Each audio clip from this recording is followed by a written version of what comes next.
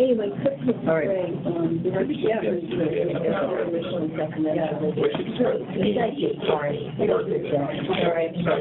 So you'll be here next week? I have time. Here today. Smaller group, at least with this one than our last one. Welcome. Tight and cozy. We just had building requirements at 9:30 and then. I'm thinking about joining. Yeah, good. Okay, yeah, I think actually we're going to. Making progress. Yeah, I think so too. Clear direction and. Yeah, I think they're ready to go. They're already. Oh, you're on the track of meeting. They know. I have a lot of.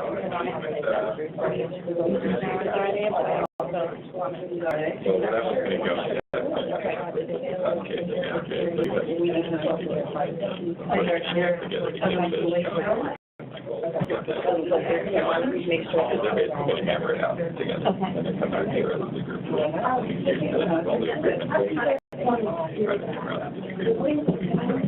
Once you click on leave, show up on everyone, and then we just click this, and I don't know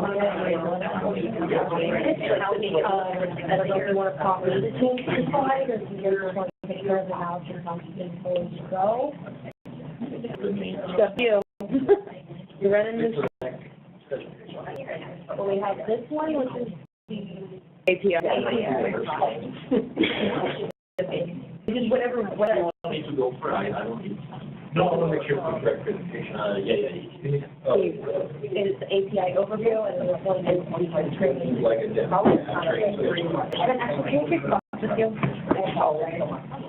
Yeah. Oh, that's your hair. We're going to we're switch it up a little for you today.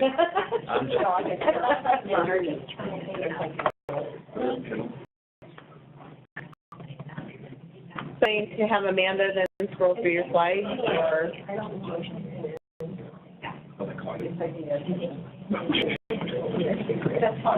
Whatever you guys want. Okay.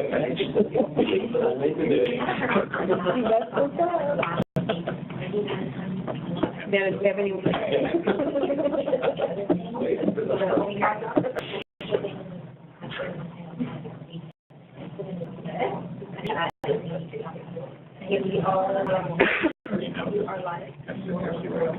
Yes.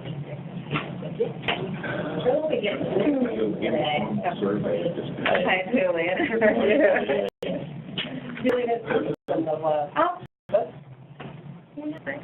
Did Julie in? So I was just at the Humboldt last week, and their cultivators are all excited about it. Yeah, no. It's great. So, yeah. I think great. And I think great. They're like, I think that it depends on the person here. Yeah. It's like somebody who just cares about like the farm brand. Oh, you are. Pretty cool. Yeah, we do. We're and Robert and my farm. Yeah. I find that you would like to be a house situation. Yeah. Isn't that great? And Patrick.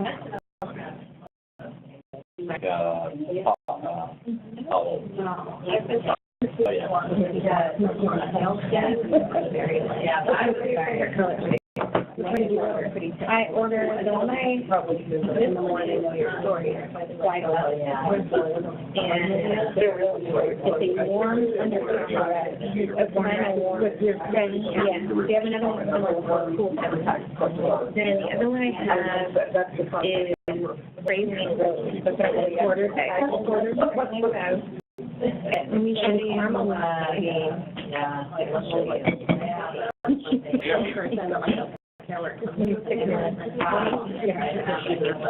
trying to count it now. They're not the people that care. Thank you, Amanda. Right. Share their coffee with everybody. That is so true. Yeah, very nice. Yeah, no, it's not good. Here we lose track.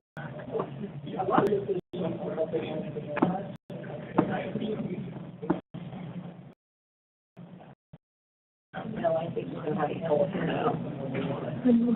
I kind of feel that way too.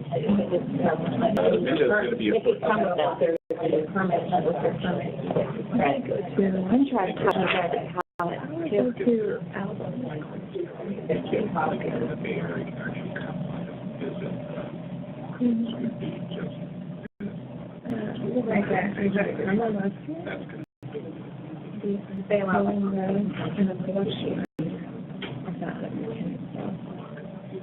it was Jennifer.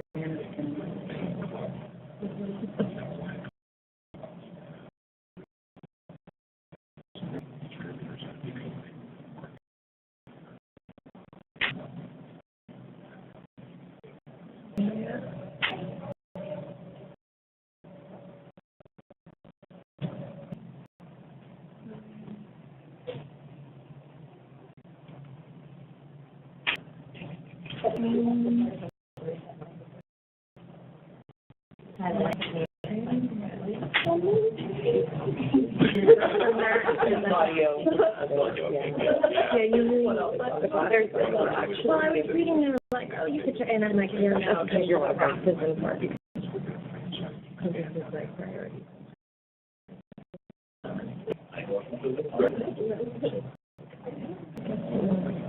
There we go. Yeah.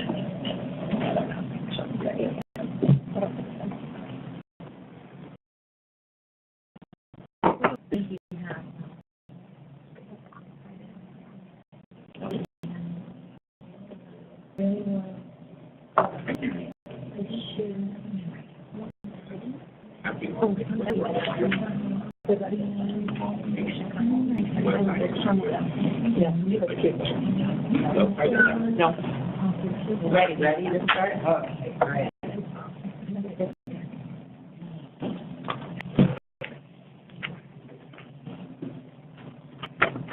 Okay, hi everyone. Do we have anybody on the phone? We do. Marie and another caller, I tell me. Okay, all right, so what we need to do is Cass is going to do the roll call for us to start. Good morning, Len. Ed Orman. Here. Henderson. Chi. Moe.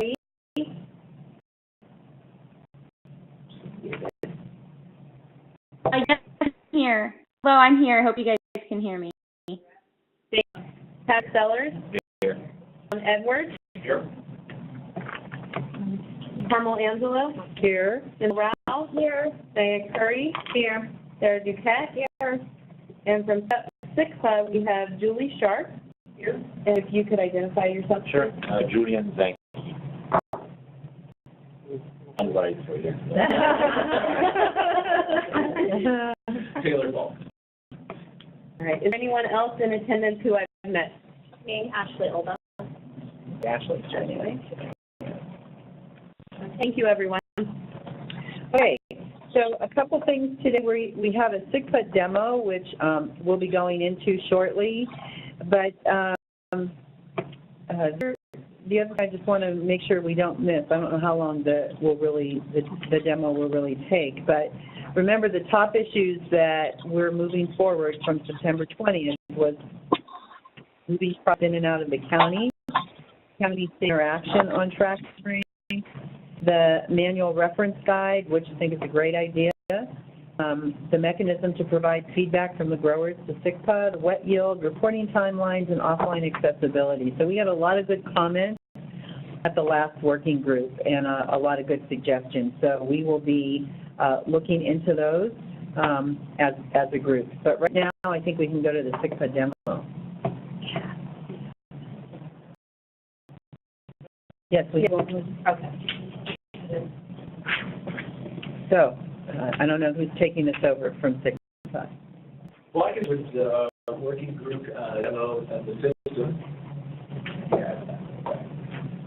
How many here have sat through the SICPA, any of the SICPAs? I'm enrolled in the track and trace program, so. Okay, great. So you've done the demo already. Okay, all right. Are you enrolled? No. So these are the 6 areas that I felt would be productive to cover today. Just a general overview of the product catalog, activating stamps, stamping products, transferring that product, trigger manifest, and the food board, kind of an idea of the system and how it functions. So the first step is always going to be adding a product and your production declaration. So I chose add a product, and this is actually a symbol straight from the website. All our actions in the system start with this nice green plus, and you click on this to go ahead and add a product. It is very simple to do in the system. We start with your license, a SKU if you have one, so optional field. We've got product name, the type of product, the packaging, and the description. We also have optional fields of the net weight, grams, and the THC if it's available when you're setting up that particular product. And we also have the option for an image if it's a packaged product. So an overview of the two optional fields that we have. They're very easy to upload. The image lets you do a JPEG and several different file types, but the size is limited to say. And activation is also a very simple process, starting with the green plus. And very simple fields to answer here. You select your jurisdiction, license, you grab the product that you created from your catalog, you now put in the weight of that particular product and its THC as well, and then you put in the stamp numbers that you're applying to that particular product. If you are sourcing it, if you got that product from someone else and you're breaking it down, or if it's a plant product and you got the phone from the nursery, you can source it to that if that is happening. So the source option is always there to continue that track and trace process. And then you would simply hit continue at the bottom, and it'll take you to the next page, which is the confirmation page where you can view all the attributes of that activation, confirm that you entered everything correctly, and then hit save, and you've done activation. So it's all very simple steps to complete your product and activation. We also present some process for applying the stamps to packaged products. And we actually show some demonstrations of how to apply those stamps on the next slide. So we have various product types that are out there. Our goal is always to apply the stamp so it cannot be reused. So demonstrated how to fold and put it over certain boxes or bags of flour. We know sometimes occasionally you have that bag of trim or something that doesn't have a flat surface or a terrible opening, so we demonstrate using a flat bag for that. We also talked about in training how to fold the stamps appropriately. We segment the stamp into thirds and break it down this way, so that way every part is visible to an inspector and also to the end user. The most important part being all the way on the right, the HRC code below the QR code. That's the number used to activate or track that product. During training, we also provide tips and suggestions on how to give an example of applying stamps to packaged products. And every module has some tips and suggestions. But I just got this in to kind of give you an idea of what we do present during training. This is transfers and different types of transfers that we have in the system. The three main commercial transfers are for cultivators, the manufacturers, distributors, and dispensaries, transferring product that was moved from the county or out of the county, and how to set up those trading partners and supply by emailing us the information about those individuals or sites that you'd like to transfer to. Other types of transfers in the system, we have commercial samples if you're going to a trade show. We have destruction for disease or dying plants. And we have direct delivery to patients and others. Transfer is simple steps, just like products and activation. Starts with the green plus.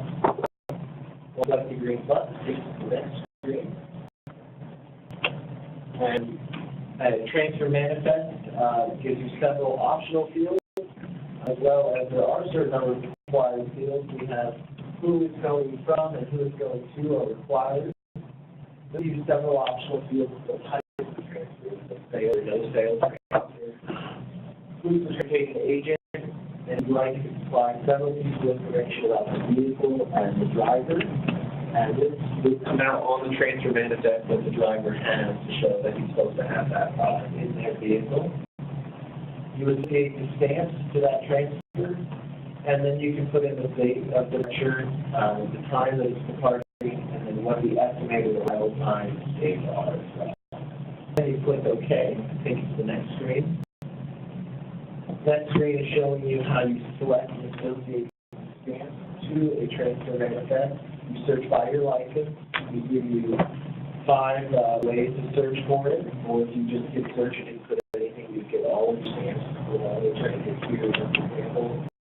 Select the stamps that you want to associate to that transfer, and then hit OK, and it will take you back to a confirmation screen, which lists all the information that you entered, how many stamps you associated with that transfer, and then you confirm the transfer, and it will take you to the next screen, which is showing that you completed the transfer by the green text there at the bottom, and shows you all of your transfers below. And if you hit the view magnifying glass, it will take you to the next screen, which is the transfer manifest itself. Here it can be exported into a PDF and then printed from your printer to be handed to the driver to take to the delivery location. And lastly, the proof of origin app. Website. Many of you saw this when we went around the county earlier this summer. We have the website where you can put in the HRC code. You can also go there to download the web app, which lets you scan the QR code for all the associated information to that stamp. That's a little training overview of how we do the training and kind of a glimpse into the system as well. Any questions? Yeah, on the trade samples. Are you familiar with like the farmers markets and the low-cut format? No. Because it's a little bit of trade show sample, actually a vending event. So are you selling products? Yes. Okay.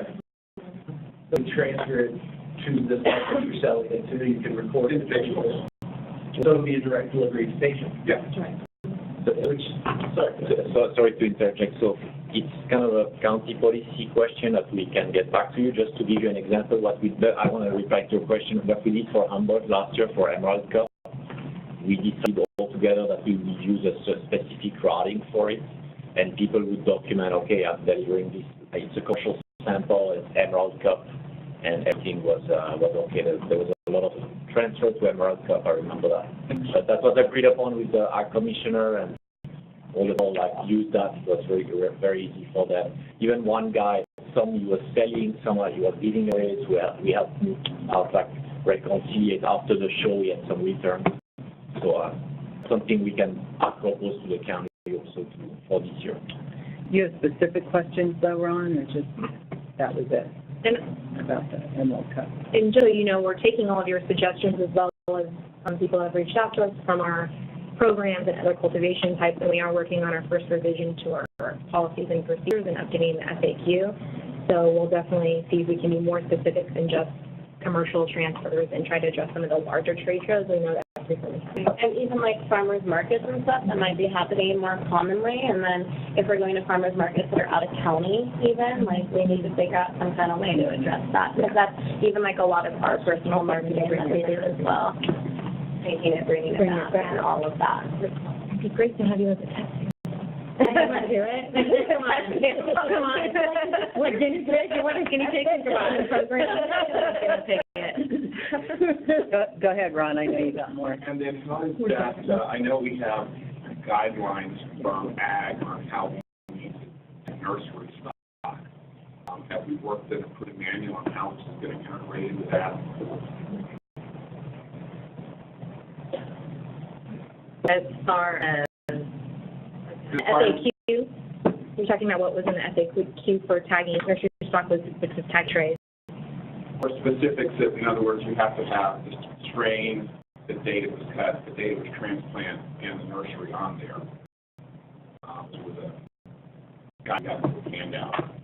Might be old, might not still be in existence, but how you're going to integrate that in this. Is it going to be a batch? Is it going to be, do mixed trays right now, a tray of 50, I may have 5 different strains in that tray. Or 3. Right now, you don't have to tag it until you sell it. We do have batch in Okay, so individual tags so that I know that. So it's easy to keep track of that date it was cut, the date it was transplanted. Right. As opposed to trying to go back and, go through notes when all that was done. Mm-hmm. And now that would just be for your information. Yeah, right now I'm using a spreadsheet, so I enter it in and print out the labels to have that. And we have on the books right now for policy and procedure is tagging based for nurseries, but you are tagging based on strain, your batches are by strain. So because my trays are more complicated than just a single strain tray. I definitely get that.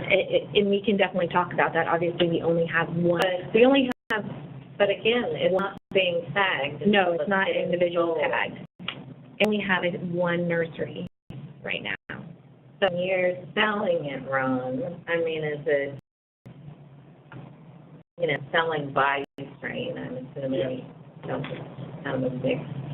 And you could look at what we have in the FAQs for tag batches in nurseries and give us some feedback. That'd be really beneficial because then we can take that and kind of incorporate it into our revision for our policies. Because we do have a nursery organization in the county now. Yes. And so I have talked with the one nursery in it, but they are only doing mother plants right now, so they haven't gotten down. Yes. Please look at it and give us your feedback because it would be great if we could incorporate a lot of these changes simultaneously in one revision rather than doing 10 revisions. Can I say something that's not on here, but I just wanted to address with you guys really quick?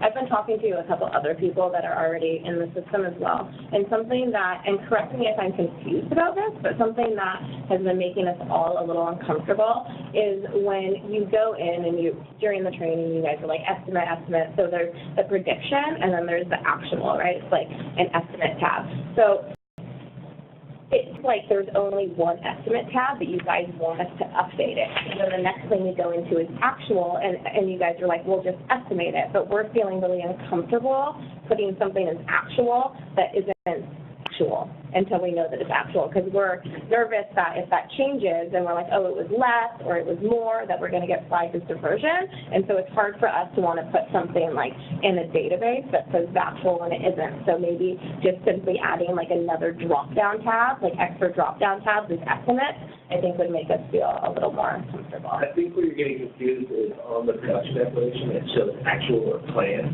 And that's just referencing, are these plants in the ground or are they existing planned planting? So when it changes to actuals when the plants are in the ground and growing and things are actually live and happening, Okay. the field still says that it's a permitted field. So it's all that, and that the actual actually happens when you activate Cannabis to the dried flower. Mm-hmm. That will show us what you actually harvest. Will you actually harvest it at the final, when it's totally done, not in your estimates of wet way or anything else, but when it's actually done. But that's a good thing to do, about working on annual and quick tips and guides of being more specific of defining what these fields are. So I can see the confusion easily. Julie back here. If you have a few minutes after, I would like to go through and make sure we are talking about the same place in the system. Yeah.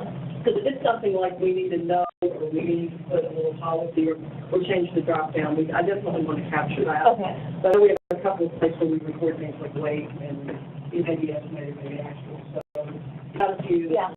we they want to make sure we get it. Okay, cool, thank you.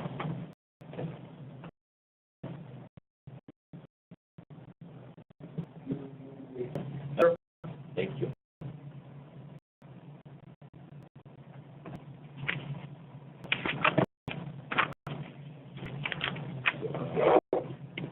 So just a quick update on the interfacing, because there were a lot of questions about the interfacing with industry systems, with your system, with your own personal system, and the state system. So I'm going to give you the update. I don't have all the answers for you, but I just want to show you what we are doing to be proactive about it. So that's kind of a conceptual view of the system, the Mendocino County track and trace.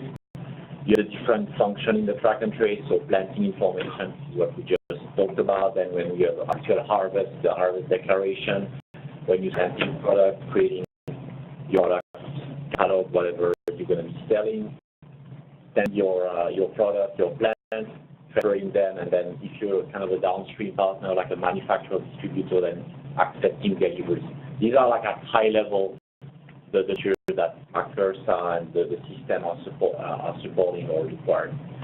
So on the top we have the state system. So I'm going to tell you what I know today. So we engage with the vendor. So with their API from other, first of all, what's API? So at high level, it's an interface between two systems so they can kind of talk the same language and exchange information.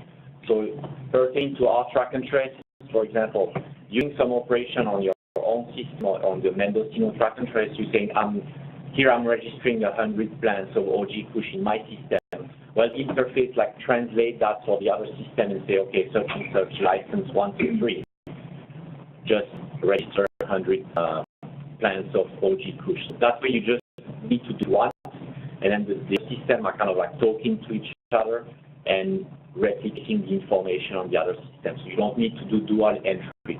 That's kind of the goal of this API or interface. So what we're doing is engaging with the state system. So we already have kind of their programming language, so we kind of know what information they're asking for in other states. So there is still kind of a lot of like, because for California, the regions are different. The implementation for the state, they are kind of in the middle of it. We don't exactly know what they're going to be requesting.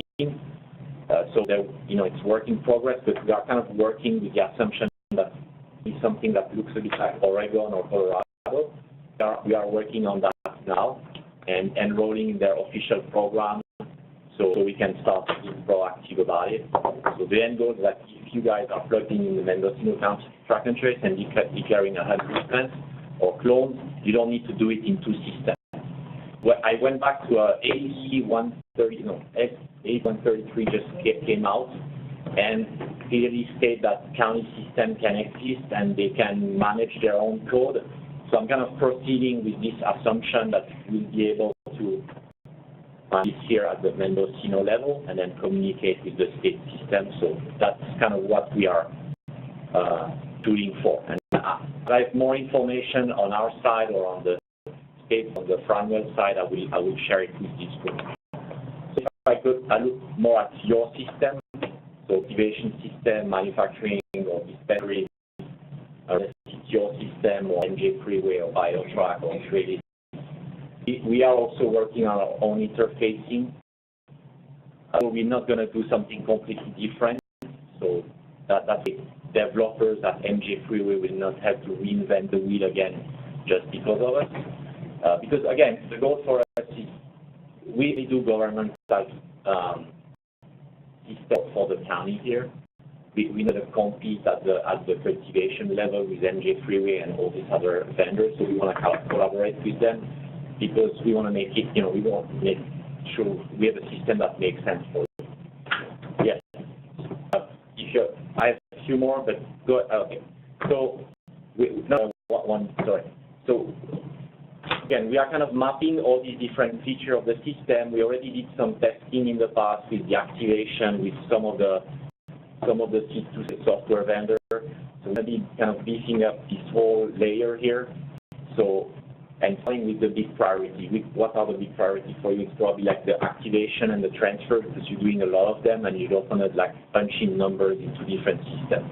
So once we do that and we work on the rest, that maybe, you know, like loading your product information, probably you have to do it on your own spreadsheet, then you have to do it on MJ Freeway, and you have to do it on our system. So we'll take this one next and eventually have like a system where you can synchronize all your data and have only one system that you have to use as a front end to enter your data, like the compliance data into the Mendocino County.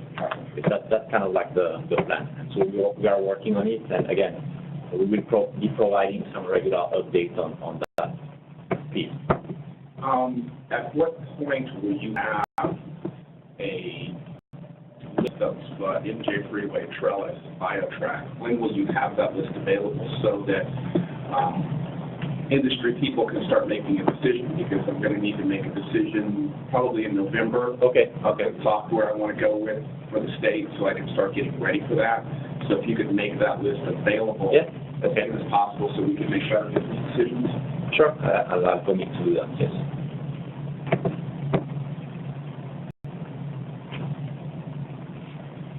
Any other question on the interfacing?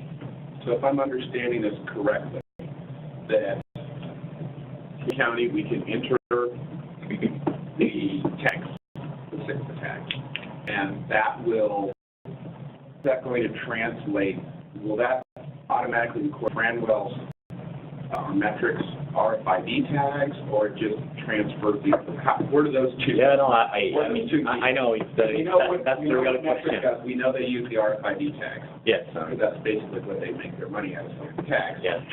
And your system, so how is it going to go from a QR code to an RFID or barcode? Where does that? Yeah, we are looking at the different scenarios today. I don't have the answer for you. I don't know if that is something we need to discuss with CD. No, I understand that. That's actually I agree with you. It's the kind of the most important question. And the problem is that I don't have the answer today because I need to kind of wait see what CDSA and Franwell are going to be mandating and what we can negotiate with them. So I think for this, it's kind of an open question for us as well.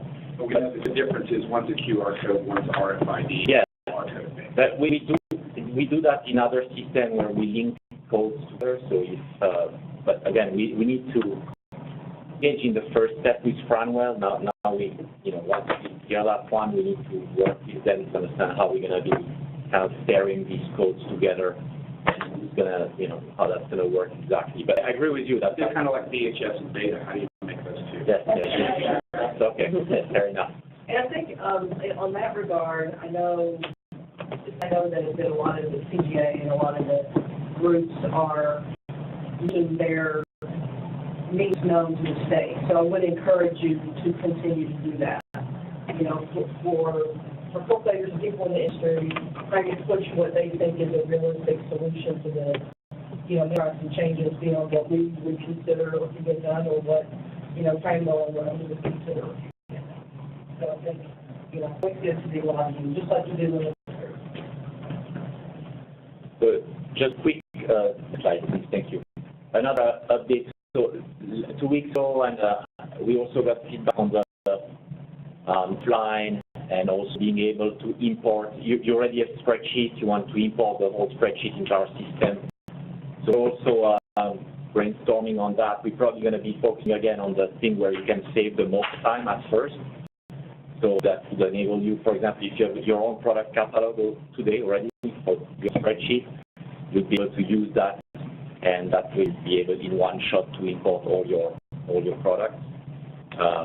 Likewise, after either for efficiency or because you're remote for a little while, then you will be able to do something on the spreadsheet and then upload it later in the system. So I wanted to have kind of your feedback on that, if that makes sense. If that's actually a higher priority, I want to make sure we have our priority right. If you think that's a higher priority than the API or not, that would be interesting to get your feedback on that. I think the AI is going to be more important. Okay. I think most people are using a spreadsheet now. Okay. I'm probably one of the rare ones on that, and the move that information is not going to be a simple thing, but then again, you're only dealing with one or two people that are probably in that situation. So I think the API interface, so that when people are making that decision of where they're going to go, that's going to be important. Okay, thank you. I also think it might be a good idea, and maybe Ashley has some feedback, but talking with people in our program to see if these three offline are the top three to start with for offline. Okay. Because then I like phase it and essentially get like the biggest bang for your buck first, which of the Harvest. Harvest, I was Right gonna now, say is Harvest huge. is huge now. Harvest is gonna be a major in the buy, and I think that like, that's for like offline, yes, that would be number one. absolutely, because a lot of people, these farms are not located in an online district, and so they're harvesting, we're putting in an 18-hour day, and like, we have to go somewhere that's closed to get into reception to log our harvest at. It needs to be something that we can do immediately. Okay. Yeah. Okay, thank you. I would say it's probably more important than the other three. Okay, Yeah. thank you. All right. You're done? Okay, let's see. I'm out of the room, so I don't know, Julie, is there anything you want to add? I think we covered several things there. Yeah, looking at the issues, so we talked the API, we talked about the offline accessibility. I want you guys to know on the reporting timelines that we are looking at updating those to make them more reasonable, and they will be in the policy update. But look at making sure all of the timelines match, so moving that these plants are like declaration of a destroyed plant to the same timeline we would allow for just general information, which is 72 hours right now, and then looking at can we expand to 72 hours from a policy decision. So I want you to know we are looking at that. We're going to address that. Manual reference guide, I'll let Julie talk about that, but that is something that I want to give you an update of what they're working on to give more cultivators and other business types tools in the system to look at best tips and all that kind of stuff. Sure, so if you go through the training and what Taylor did today, kind of our cut is to do more in the space. So it's the system, it's arrows, if you're in your stage, these are the steps. So the things that you saw up there would be available on the system on the support page. You know, you could view it as an image, you can download it. So it's really kind of just takes you through the training. So other suggestions, but when you try to do this with more words and less pictures, it's a little bit more long. So it's the navigation. That's available on there now in the support? One But you have access to that. You will access that. So that should be in October. Okay, yeah, because that's my main concern is with the people who are in the system now and are going to have to use it. Yeah. And we don't want to wait very long. These are pretty hefty files, so we make sure we put them in a way that we can actually. I can't understate the learning curve that's going to be required with these guys. I mean, some of them didn't even have laptops until they got into this program, and they don't have internet access, they don't have computers. They're really starting from scratch. So. And the lowest tech way is, of course, we can print. You know, we can print what we present. Yeah, and I think many will need that. Yeah, and just really clear, like, step-by-step descriptions is super imperative, especially because, you know, you guys are only open during regular business hours. And I would say for the majority of people, especially during harvest, we're going to be doing night logging. We can't just, like, we're going to run into a bump and then we can't just pick up the phone and be like, hey, guys, how do I solve this issue? Or what were you talking about again? Like, I need, like, some really clear step-by-step directions to how to do it. And, like, personally, like, I'm, you know, a fairly intelligent person. I've already ran into things that I found were confusing, so I'm slightly concerned about, like, people that are maybe not as good at that kind of thing being extra super confused.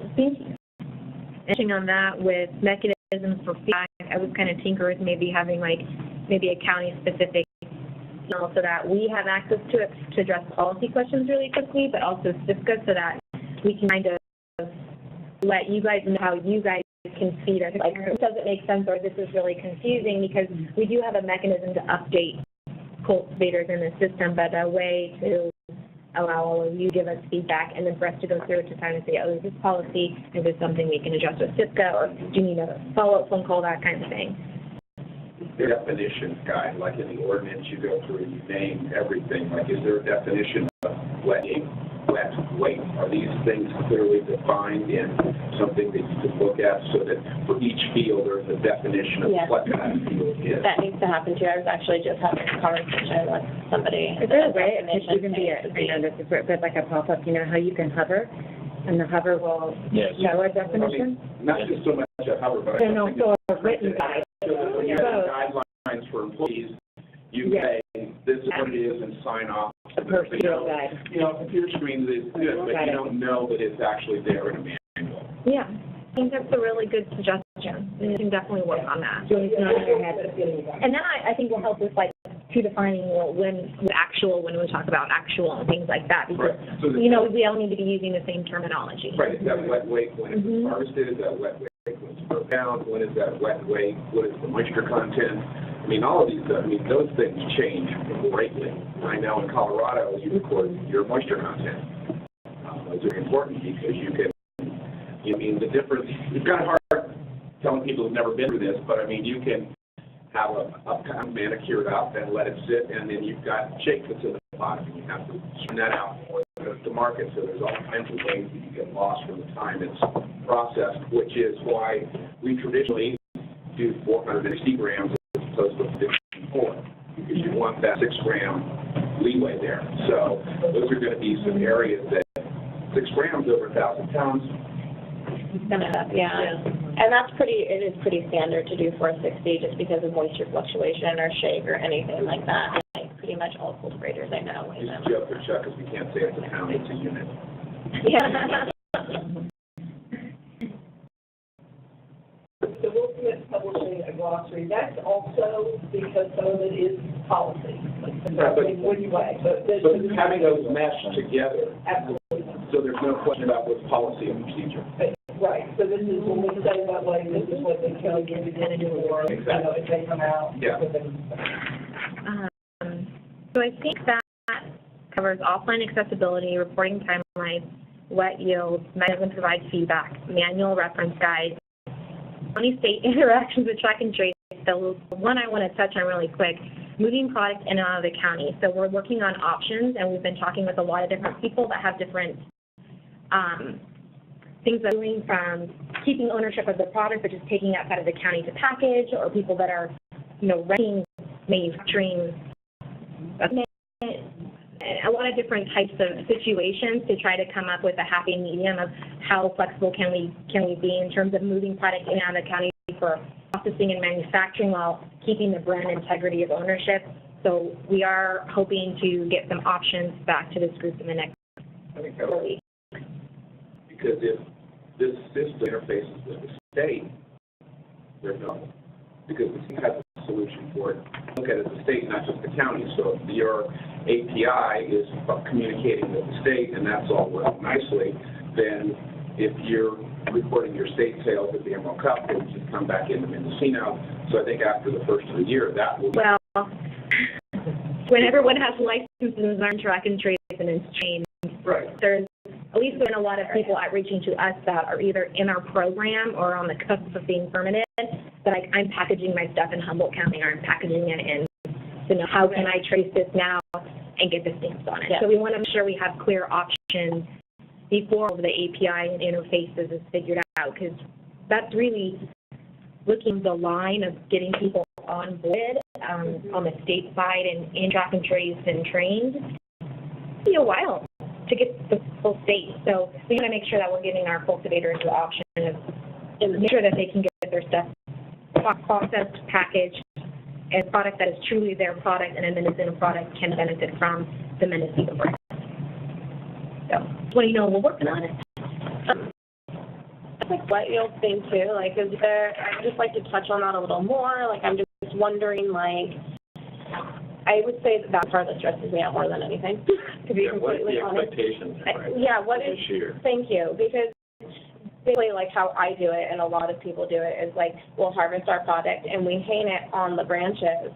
So I'm not quite sure how you want me to wet weigh that without totally changing the whole way I do my processing, which in my opinion extremely compensates it can cause huge issues with the quality, it can cause huge issues with microbe infections. I don't want like extra time where my product's being thrown around, put on scales. I want it to hang and be still on branches and then off the branches and reweighed. So how exactly, is there like any way that we can have like a pre-trimmed weigh and then a trimmed weigh versus having a wet weigh? Because I've been really spinning your brain on this one. I can't really figure out how to do it in a way that isn't going to compromise my product quality.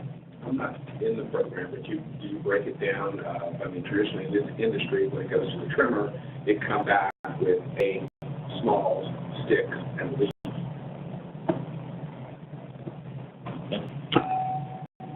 I think how exact the wet weight is more of a policy. Yeah. question. I think that's something we have to look at, just because we do need to be clear. And it's also going to require really large scales to get those certified. And if an ag is going to be super expensive, That's what they're doing.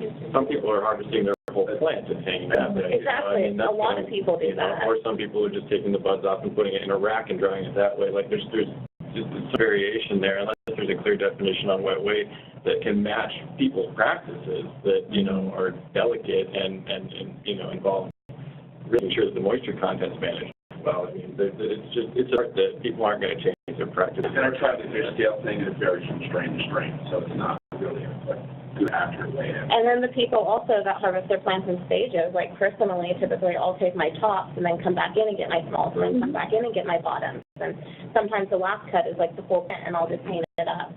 So I don't know how you want us to manage that, and would love to hear your suggestions on how to still continue to keep my quality and not change my whole rhythm and not risk on having microbial failures and test results. Yeah.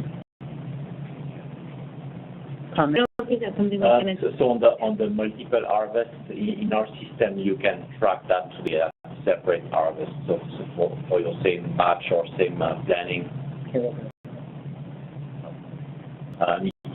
you have your top shelf, you can declare it as a separate harvest and weigh it separately. The weight we discussed, how we have to fine tune that. Yeah, I think we do need to fine tune it. And you think that it's necessary to have it in for this year? Because to ask me to figure out how to change that all right now and buy these super expensive scales and can we maybe not do wet weight this year until you figure out a proper way to do wet weight? Is that reasonable? And that would give you time to see how cold. Well, and that's what I was going to say, just kind of get information from you guys on what it is you're actually doing. We may have to have, you know, one thing is probably not going to fit everybody. You have to come up with some varying. Right. And I think that could be a reasonable suggestion, and we're going to have to You mean holding off on wet weight? wet weight, but I think that's something that afterwards, we just kind of have to figure out the details of do it, and then that's just going to go out and define when we're going to have more of a clear guide. But I think but I think that's reasonable to a suggestion. I think that's something that we can talk about over the next couple of days and kind of get that out to the speakers currently in the program and the next round that are going to be trained the week of October. So I think, the last thing you said is it's kind of wet weight if you're transferring it wet, if you're going to an off-site processor. And otherwise, we need to get, what are the specifics about what we want? Yeah. I think that was the last meeting, so maybe we can talk a little bit. Yeah. When we're going through the FAQs and then. Yeah. I think if you talk to the processors, they would have an idea of how they're going to intake that. From the cultivator. Yeah, and we have, like Diane said, we have a lot of unique situations. There are people that are you know, transferring things that are completely wet. I think we can find a solution and be reasonable and take consideration to harvest. Something that, I guess not everybody uses dehumidifiers, but you can always have your water that comes out of your dehumidifier is an approximation. That's a real. No, you don't think so? Just for the year? I think it's going to be flexible this season and put it out for next year. But my other thing that I wanted to say too is what he was saying about weighing, having the trimmers be like, okay, here's the stems, here's this. Personally, I never let my trimmers buff down my product because to me, I only let somebody that's highly trained that does a second scan for mold and funguses and stuff like that buff down my product. My trimmers don't do that. So that would be slightly complicated as well. The majority of us are not, there's not a lot of flow cannabis set up this year to receive wet weight.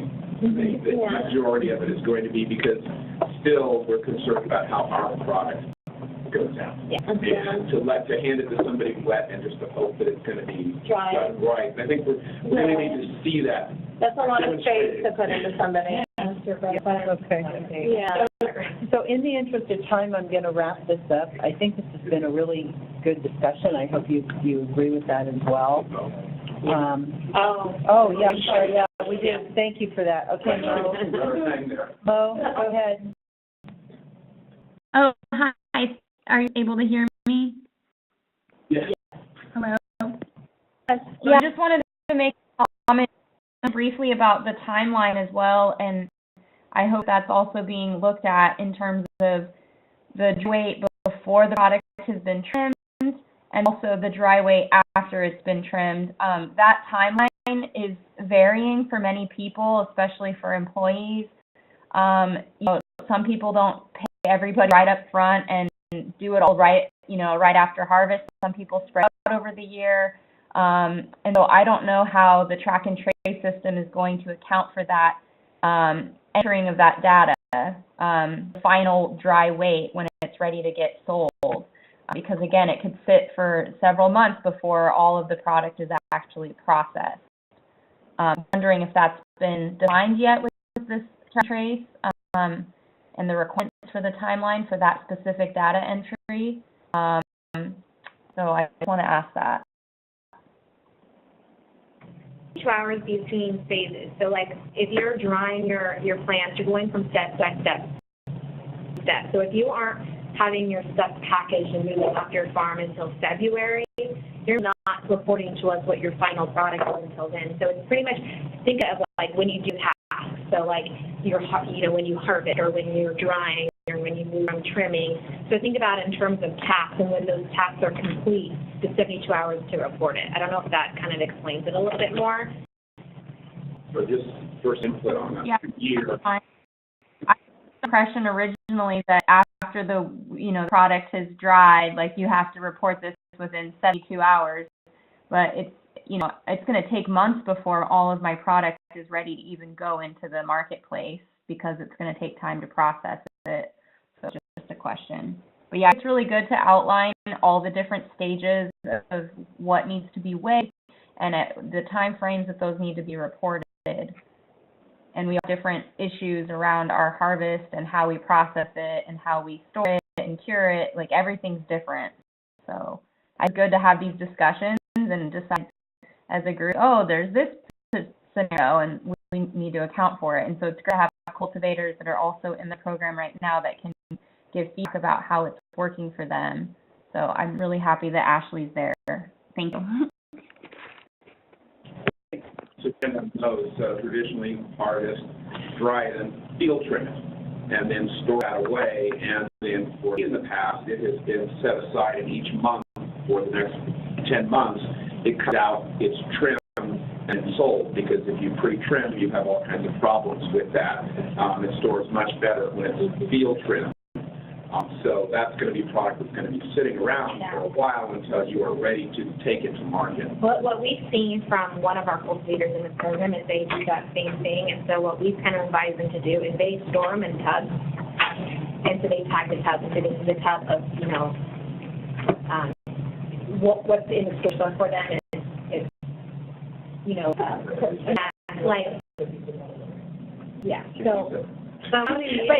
that's what they do because they're like that. They process things at different times, right? Yeah. And they also have some other things. But what they typically do is just, the plant has been harvested and dried, and we have like a tub of X amount of that, and then they declare in the system when they actually do trim the product or when they're converting the product to like prepackaged stuff, and in the system they link it to the next day and say I'm taking tub blank and converting it to flour or What's an estimated market? So in other words, not having all of one type in one tub, I try to figure out that I take a paper bag, a turkey bag, a vacuum pump, and then oxygenators, and then into a cooler that's marked, and then I have a spreadsheet with the corresponding dry original weight on that. But, you know, that would be great, but if I decide that I've got a market demand for something that's in C and I'm working on A, I have to go into C, open that up, pull one out of there when I'm putting an order together. So those are different. But that's very similar to if you're harvesting at different times. So you can easily, well, I don't say easily. There's a way to report that in your product catalog. So, It'd be really, listening to you guys though, what comes to mind is it would be really cool to come up with a best practice. I mean, you're like, I know, you're the leaders in these, it won't be a one-size-fits-all, but you know, because you're talking about things that some of them are not so. Right. Here's I know. Secrets there. it's like selling winery. And not just that, like, I am one of. It's just, you know, hearing you guys talk about it is so different than some of the others that struggle. You know what I mean? We do have a system that I think has, in terms of the input, that we have the ability to individually address certain things, because there are different practices, and using the catalog and how you define your product or store your product or package your product. I mean, there's flexibility in terms of, you know, the system can collect data in your product catalog in different forms, kind of address a lot of it. I think what we're trying to do is give you these areas that you haven't looked at. And what we've probably remember from training is probably every training there's at least a conversation afterwards where hopefully we probably pin all of you down and say, I have this situation on my farm, how do I do this? Or I do this, you know, your thing that no one else does, how do I track this? Okay. So. All right, good discussion. So I'm going to go ahead and wrap the meeting up. I think that, thank you to SICPA for your demo and answering questions, and also to everyone on this side of the room for all of your input, feedback, and your hard questions. Thank you. So my thinking is that we've identified the top issues, and I think Sarah's run through them as far as where we are, the moving product in and out of the county-state interaction on track and trace, the reference guide, mechanism to provide feedback, wet yield, which I think is a big issue, reporting offline accessibility, best practice, and the question about wet yield and can that wait, and we're going to look at that.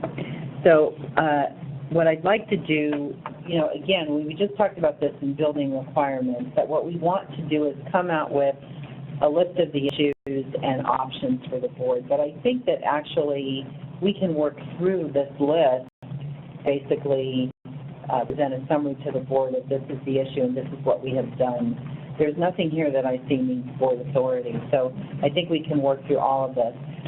What I'd like to suggest, though, is that if you agree that instead of meeting next week on track and trace, that give us a couple weeks to actually look at these issues, come up with some options and write them out, and that we come back 2 weeks rather than next week with this list and what our thinking is on this, and that see if we can reach an agreement on where we are with this. Because we can work on a harvest timing thing. That could just be a, hey, here's a policy that we're going with, and 2 weeks would be fine. And where need harvesting is starting. Yes. We are doing a training for our next round of cultivators the week October 12th. So I would suggest that if we meet, maybe we could try the 13th, just because SIPCA will, or the week after. I just don't want to try to meet right before, or maybe the day before. Well, we can't do the 13th, so you don't want to meet before the 12th. We typically, I don't know if we're meeting on Tuesdays or Thursdays, but we do have a training for October 12th. So I just want to be. Do you know what time? Depending on how many can come, we might be doing everything in an afternoon. So okay, maybe we can. So our time frame is a little tight. If we don't do anything, let's see, we have a big meeting on the 16th, and the 17th is a board meeting. Those are cannabis meetings. So we could look at late in the afternoon on the 16th, or we could look at late in the afternoon on the 12th. As far as our next meeting, or we could wait till the following week, which would be the week of the 23rd. which is going to be tight if we did. We could do Tuesday the 24th. It actually might work out well because we'll probably be having a training at the end of the month as well. So there'll be Is it raining?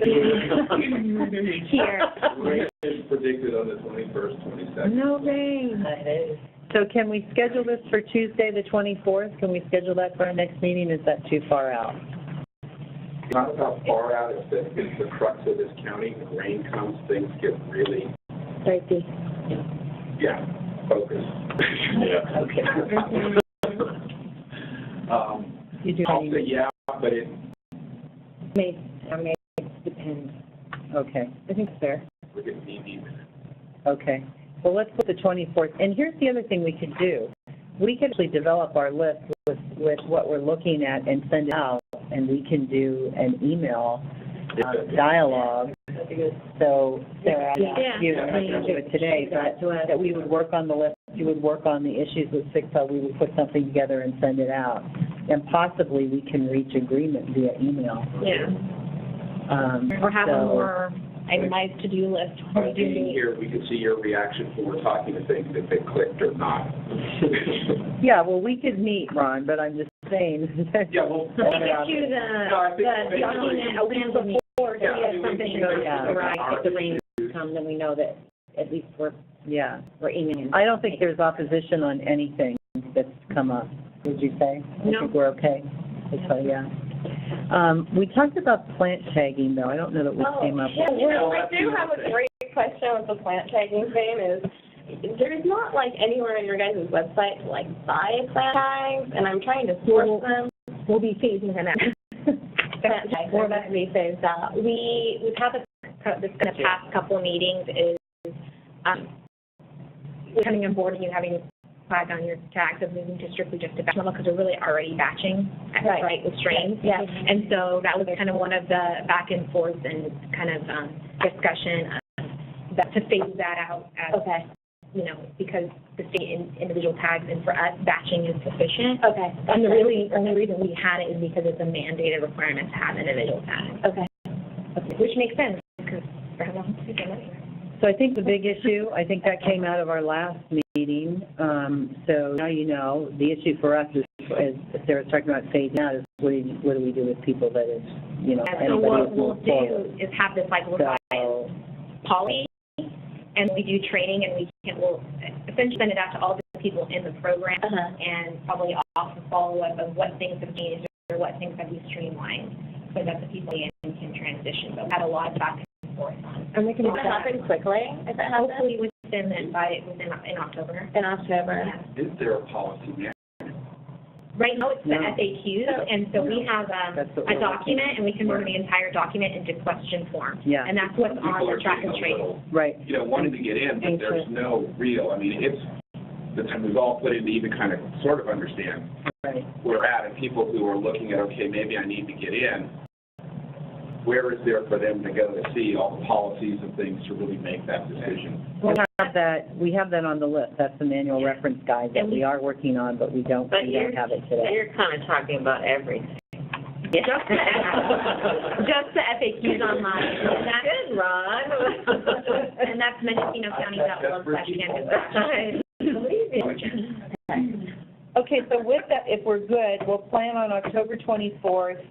Next week, probably closer to the end of the week, you'll get something from us, I think, that will list out the issues that we've been dealing with and what our thinking is, what the options are. And then we can have a dialogue and get real close to an agreement on some of this stuff, or all of it. So with that, let's just go around, sure everybody had their comments or questions. Who's still on the phone? Is it Nicole? She's muted. She's muted. Okay, is she the only one on the phone? I think I might. Okay, we're just going around. This is just a round table. We're ending the call. Hopefully you heard what we had. Next meeting will be October 24th, but we will send something out. They'll speak to all of the issues that we've talked about and where we are as far as policy decisions on those issues.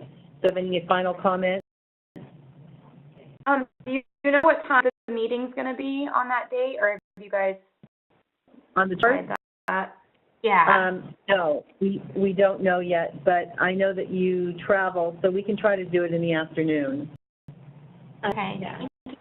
Actually, Do the afternoon, we have a big farmer meeting for either mid-morning. I can do morning. So Mo, can you do mid-morning on the 24th? I could do that.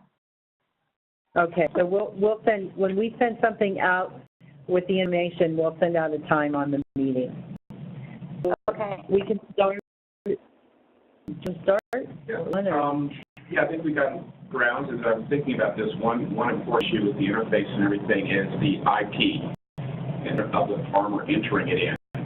So when you're thinking about the offline component of it, if someone is leaving the program, maybe going to another state, to be able to download all of their things that they've done so that they have a manual if they're going to work for a cannabis company somewhere else of their procedures that they can take that. Okay. Patrick? I would just add, in order for this to work, I think there just needs to be a lot of the mechanisms from the growers and the different practices. And I mean, I've over the years worked with probably 100 or so growers, and there's so much different. Everyone's different, you know. And it's just you're going to find every single person that gets into this system is going to have different ways that they do it. And so, being able to continue to revise the software so that it and the manual and everything so that it addresses all of those needs is just going to be an ongoing process. And just understand that and use this harvest season as an opportunity to collect that data because it needs to happen. And then, yeah. Maybe just like with, flexibility on the reporting timelines is something where we run into an issue, say, on a Friday afternoon, and now, we don't want to get, behind our reporting, but we're not going to be able to contact anybody even for a few days, and then we have to, get back into service, deal with the situation. So maybe if it's, an email was sent out that's, requesting for more time to deal with a certain situation, maybe there can be some flexibility there. Okay. All right, good.